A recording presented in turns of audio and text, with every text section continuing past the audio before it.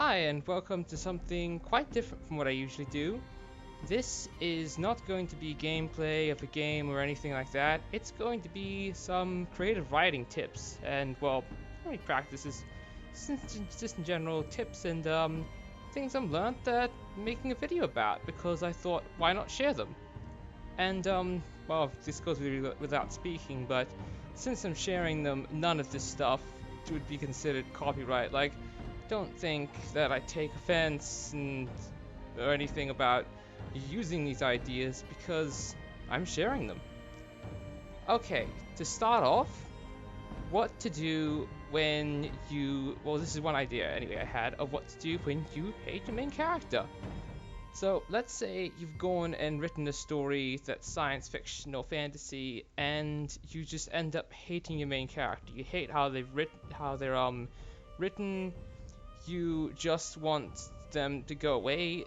You could potentially, instead of ending the story and just scrapping it, kill them off. And if you want, you could do it quite brutally as well. Some viewers might enjoy that, but some might not. I'd say that might be a bit of a niche market if you want to go and do it really brutally. Anyway, moving on. Just in general, here are some things that I've thought of before that not many stories do. And the first one is switching the perspective and then staying on it. I'll just write that down so you can have a reference on this word document.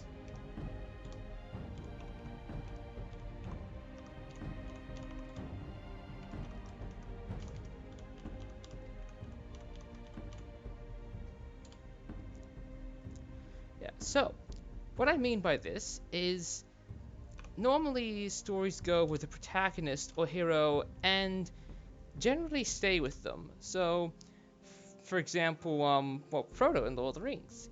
Except you don't always have to do this. You don't also have another thing they also do is like switch to multiple perspectives. So try of heroes, 3 of them.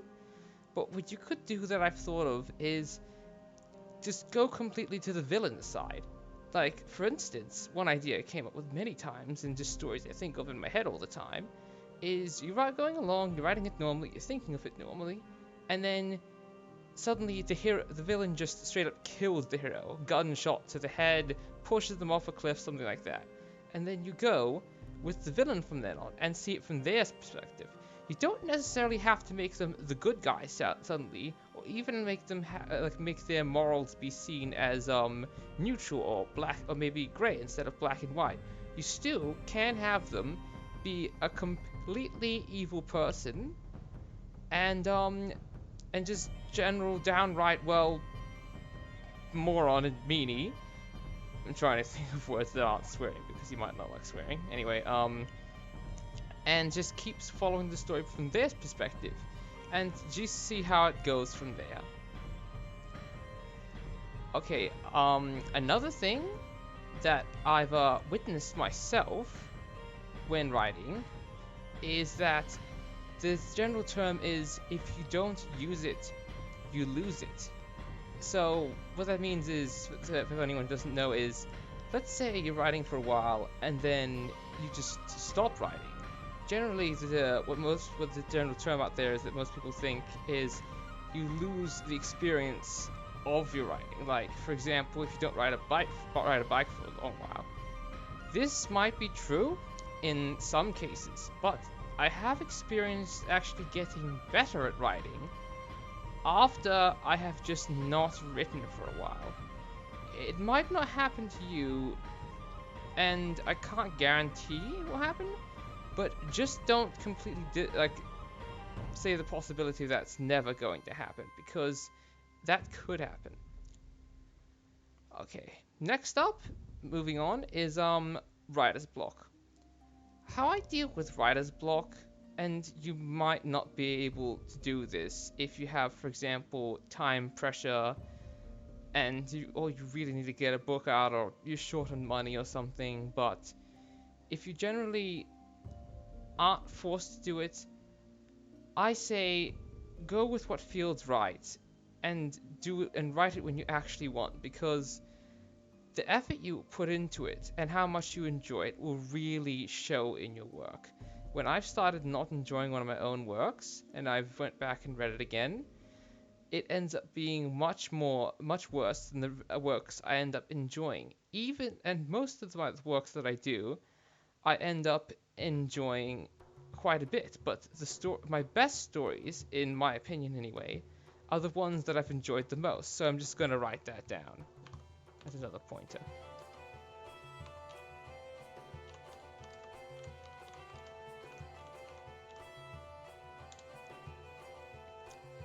The next tip I'm going to give is don't make your battle scenes too long, because I've experienced this firsthand where I've ended up trying to write a really long battle scene, and I realized why books don't have them. It really just doesn't work.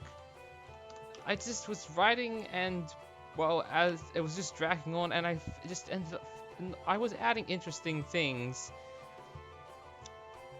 but it just didn't work somehow. Like, not only did it drag on, but it just seemed to lose its zest. Like, if you include short battle scenes, or maybe even just really short battles, like a few words, then it really seems to stick more in your mind. Whereas if you keep reading, you might get like really excited at some parts when you're reading a book yourself and not writing it. But if the battle scene is too long, then you might just get bored of it, which actually was happening to me when I was writing this one battle scene.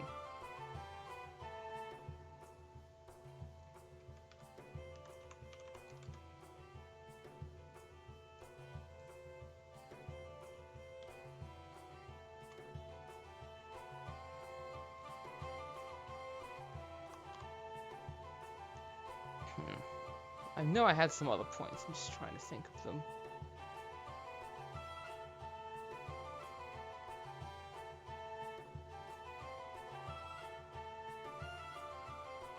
Oh yes, that's right. Number 4, fourth tip is try and come up with your own unique universe. Because if you write from a universe that's already made up, for example, the universe, like basically all the Spyro games, you will have an easy time writing because generally a lot of things are already written in that universe. Like, for example, how the magic works, which characters are who's the villain, who's the hero, stuff like that. But in the end, that's copyrighted, and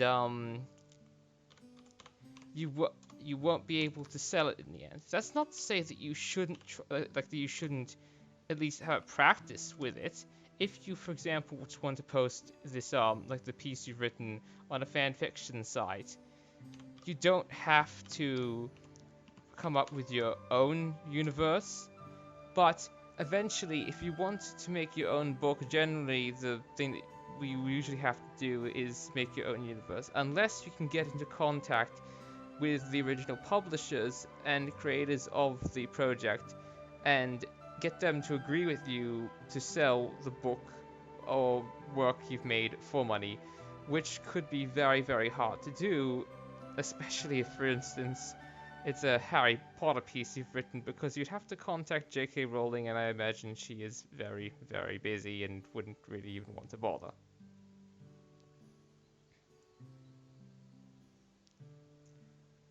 Okay, next tip is try to make things a bit morally gray if you can. Well, you don't necessarily have to make like everyone kind of the same, neither good nor evil, and you don't have to make everyone have kind of mixed views on everything. But for example, the bad guys just feel random, like having good moments and doing good things to people and then switch right back. You don't have to do stuff like that, or even just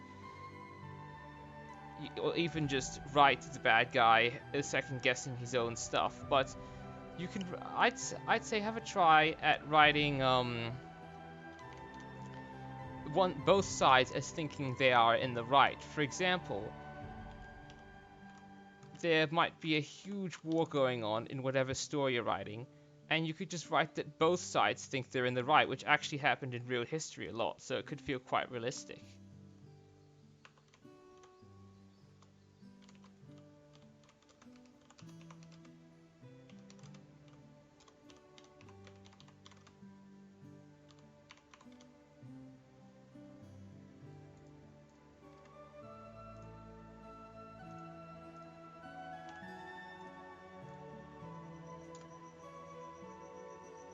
The next tip is kind of an airy-fairy go-with-your-heart one, but it works and it feels pretty true to me.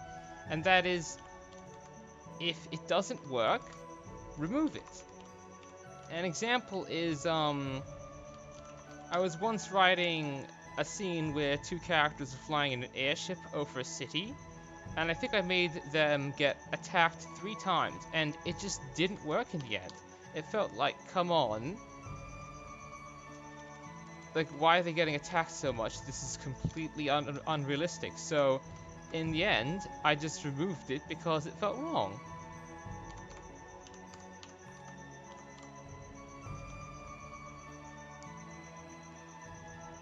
Tip number 7, going into this one, is keep a backup of what you remove. So, going on from tip number 6, like if you, yes, you I suggest still removing it, but you may decide later that you actually want to keep what you've written in and regret your original decision. So that's why I suggest keeping a backup in case you want to go back to what you've written before.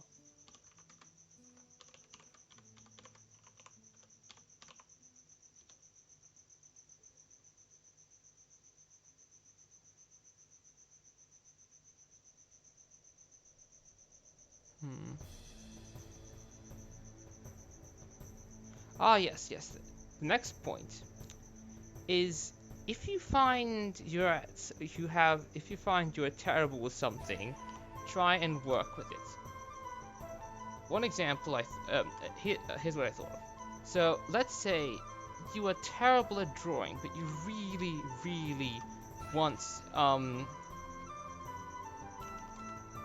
to add some drawings to your story.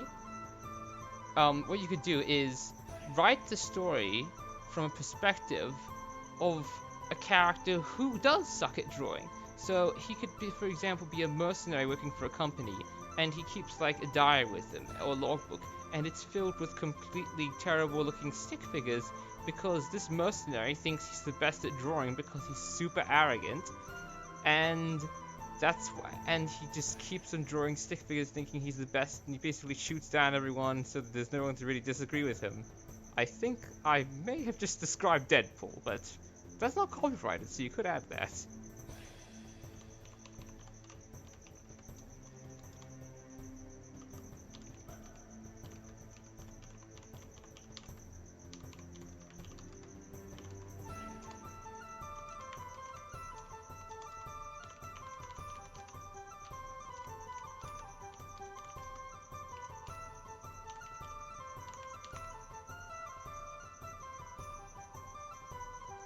Number 9 is try writing a story with color-coded characters. What I mean by this is I've tried this once, and it was I don't know the word for it, but it was really fun to do because I didn't have to write and such character said, and then the other one said, and she said, and he said, because I had just color coded the characters. For instance, the hero's sidekick of the story I had written in purple, and then the hero I had written in blue, and then the villain I had written in red. So I could just write without saying, and then like the villain's name said such and such. The bad thing about this is that you might not be able to, like certain book companies and publishers might not want to be able to print with color, but you could always try and print the book yourself, or get some kind of site or website that you're able to put the book on and publish it as an ebook and sell it with color, which I feel like some people could really enjoy that.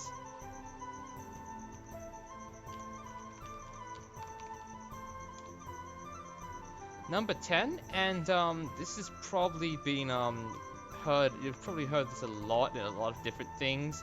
Is give your characters flaws, because a flawless character, yes, if there's some kind of all-knowing being like a god or something, that could fit. But if the main hero of the story is completely flawless, then there's not really a point to even writing the entire story, because they'll just overcome every single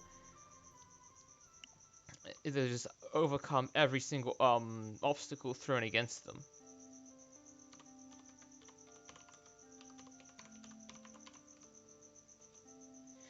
Also, that could mean if you do that, then you might end up making a Mary Sue.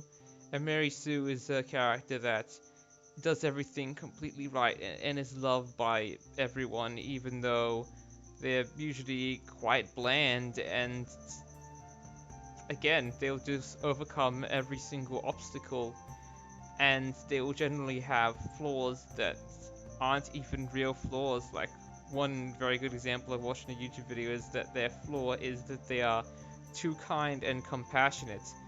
Yes, perhaps that is not that much of a flaw when they're, like, for example, trying to help a family whose house burnt down, but let's say there was a, like, the enemy army had came and they were holding them at gunpoint and ready to shoot the hero of the story, then they would just, generally Mary Sue would just overcome that, like I just explained before, because they will overcome all obstacles, and in the end, that just makes it boring.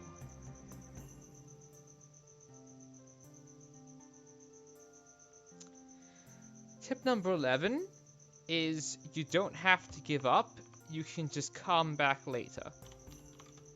Generally, a lot of people say, like, don't give up on your hopes and dreams and stuff like that, but that doesn't mean you have to go at it right away and try again and just keep going until it works. You can have a break if you're feeling like something's really not working.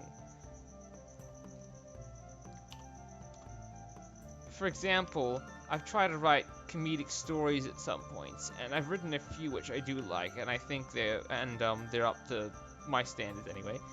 But a lot of the times I've tried to write one, and it just hasn't worked because I wasn't writing it right, or I just wasn't in the mood, or something else like that.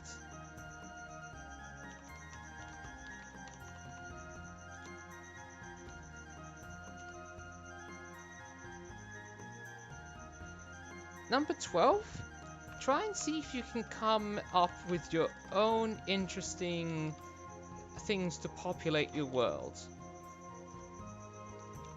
For example, everyone already knows dragons and such in fantasy universes, but for example, what if you thought of a certain, like, I'm just thinking of this at the top of my head, it's a certain cave mold that when grouped together forms at first forms a semi-hive mind, and then the different parts of the mold will generally crawl along the walls and split up, and then form together again and form their own unique blobs of mushrooms that are basically a living thing with their own personality. So there you go.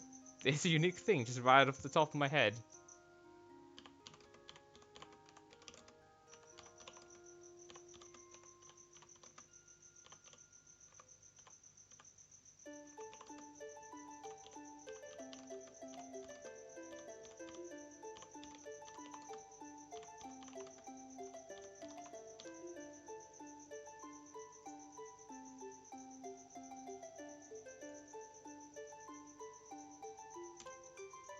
Number 13.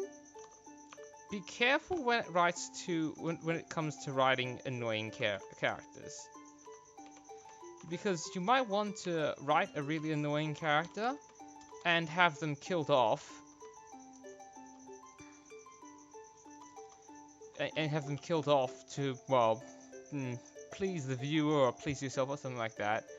But be careful when it comes to writing with them, because you might end up just annoying the person who's reading your story so much they want to put the book down.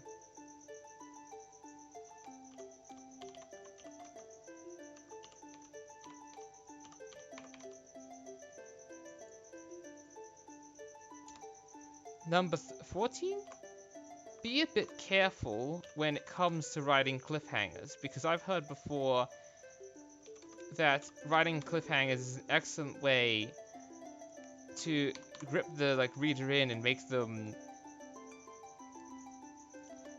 want to see the next part of your story really, really badly, so they'll they want to buy your next book or whatever. But sometimes you might just have a huge bunch of writer's block, and they're left writing for ages, and then it feels like you've betrayed the people, like you betrayed your fans, and that might make you feel even worse and just extend the writer's block. So if you do want to maybe write a bit of a cliffhanger, try not make it a huge one, because it would be especially a huge disappointment if you never end up writing the rest of that book again, which could be a possibility.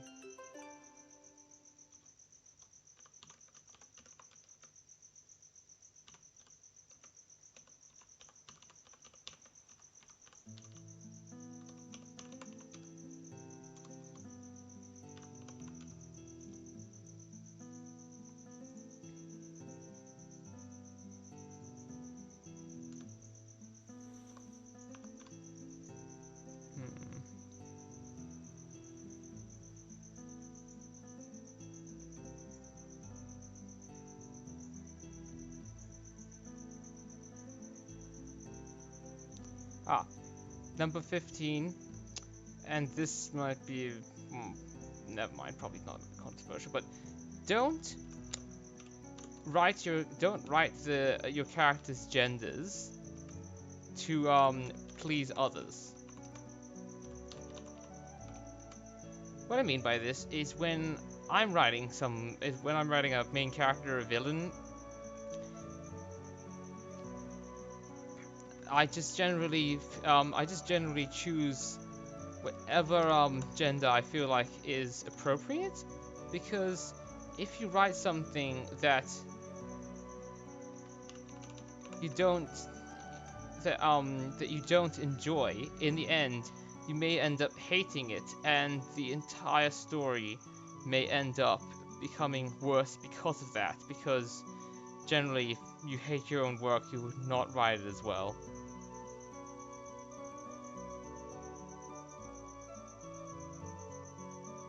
That's all I can really think of so far. I might add or even remove this part. This is probably going to include a lot of editing. Anyway, thanks for watching. I hope you learned something new. I hope I didn't mess up and fumble and stutter too much. And I'll see you next time. Bye!